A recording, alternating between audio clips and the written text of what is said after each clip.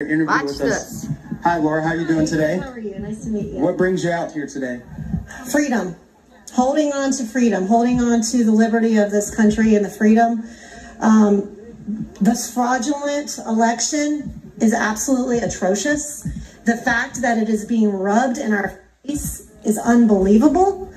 And I just told someone this morning, we all wish that Trump did win election night, but we wish that it had been reported and that all of this happened. If he had won that night, we all would have woken up the next day and gone to work and everything would be great. Let's see what he's going to do the next 4 years. I'd still be watching faux news, which is Fox News. I no longer watch any news outlets or mainstream. I only do Underground or Steve Bannon's War Room. And now when Trump gets back in, he's reelected not reelected, but inaugurated on January 21st, January 20th, what's going to happen is all of this energy is going to be pushing forward with him for the next 4 years. Because there's 75, I would say maybe 80 million people who are voted for him, who are patriots, who are really making noise.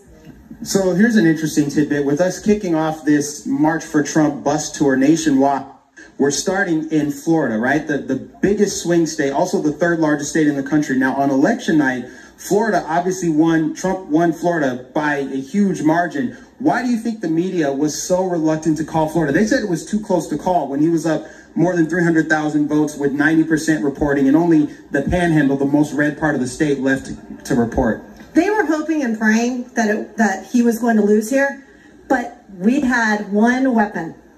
Governor DeSantis. Why? He's Republican. And he is a Trump supporter, and he stood up to Trump, and he said, I am not going to be a part of the fraud. He's not going to do it. Yeah. So MSM they're skewing the truth. They are the ones, MSM and big tech are the ones that are dividing the nation. Nobody else. It's them. Because you have the sheep who are listening to what they have to say, and I used to be one of them, but I'm awake now. And then you have the other people who know what the real truth is. And it's just this. And unfortunately, it's going to get worse before it gets better because MSM and big tech are controlling this narrative. And the people that are watching it are very into it. And that's what they're believing because they're believing what they're told. One more quick question for you. You mentioned that Ron DeSantis is a Republican, and that was the difference in the reporting and how the election process went in the state of Florida. But just to our north in Georgia, Brian Kemp, a Republican governor who won in 2018 over Stacey Abrams, they didn't have the same results in Georgia. In fact, it's rife with fraud right now. What are your thoughts about that as far as Brian Kemp? Well, first of all, I know that Georgia uses Dominion machines. The Dominion machines were the way that they were able to do the overall election fraud. Second of all, he's a sellout. There are some rumors going around, and I'm not going to repeat those rumors because I don't know if it's the truth or not. But there's some rumors going around, and he's sold out. He was a Trump supporter, but he's no longer a Trump supporter, obviously.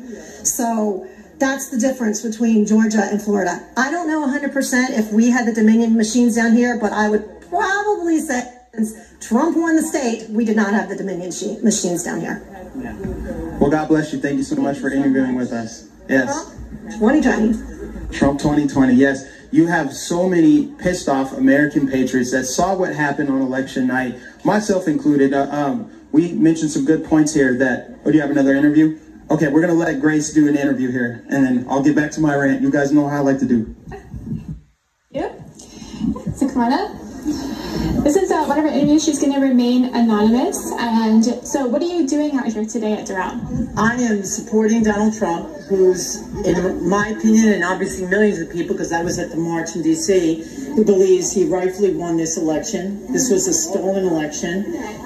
It's obvious from what you've seen. I've been a poll watcher, and I've outright seen fraud. Oh yeah, I've seen in Broward County where the Democrats are, running. They control the Board of Election. They allow people to come in after 7 o'clock to vote, and those are Democrats. I've seen the people trying to vote twice, which if I wasn't sitting there would have happened. So I encourage Republicans have got to get more involved and volunteer, because we did not have enough poll watchers here in our county, in Broward County. But when I look at all the evidence, I mean, the biggest red flag is the fact when they stopped counting votes at midnight for 5 states. Yeah. Why can't anybody explain? When you ask somebody on the other side to explain that, they can't give you an answer. But the bottom line is never, I've been in a lot of voting, a lot of elections. I have never seen any election where the votes were just stopped being counted at election night. So right then and there, when I saw that election, I said, there's something not right here. It's unbelievable that they've been able to just get away with that, and people are acting like it's normal. It's like, why can't a state like Florida get all their votes counted in one night, but not places like Wisconsin and Michigan and things like that? It's just crazy. Well, there's a reason. First of all, Florida has not gotten it right in a while. The only reason why Florida got this election right, because we have a Republican, Pete Antonuccian, that actually straightened out most of the mess. Not all of it. There's still messes. That, unfortunately, will probably go back to the new Board of Supervisor election is now a Democrat. So, so that won't happen. But the thing is that the reason they stopped voting, if they did that, was because of the machines. Those machines only switched 3%. They didn't think Trump would win by that large a margin. And I saw on election night how much Trump was winning by. Then all of a sudden they stopped counting the votes. Then all of a sudden the next morning, they all these mail-in ballots for Biden, none for Trump, no downvoting either. That's a red flag. So there's so many red flags, and people on a particular party want to ignore that, and you can't. You just... It's just crazy what's going on. Are you going to be joining in Washington, D.C. for the big... I'm going to try. I was there for the last march. On the 4th, I was there. Awesome. I mean, 4 days notice, but I feel so strongly about this.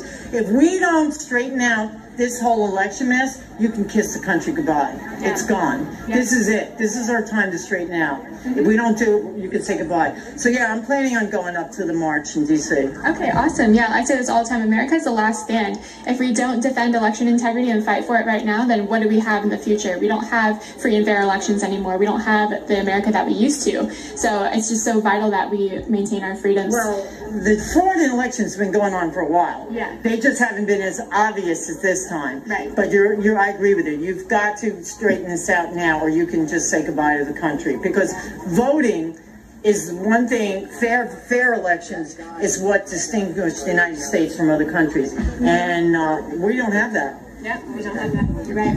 Well, I hope that we're able to flip this election in the right direction, and thank you so much for supporting. I believe constitutionally, I'm counting on that. Me too. Thank you.